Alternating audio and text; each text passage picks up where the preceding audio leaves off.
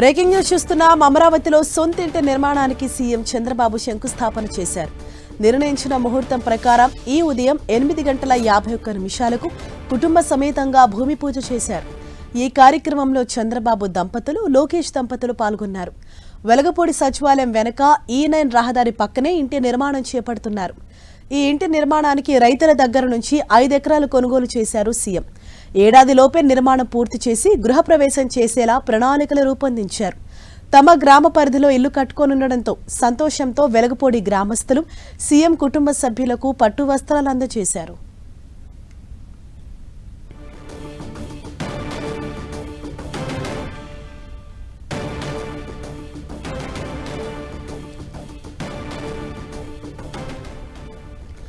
అమరావతిలో సొంతింటి నిర్మాణానికి సీఎం చంద్రబాబు ఇవాళ శంకుస్థాపన చేశారు.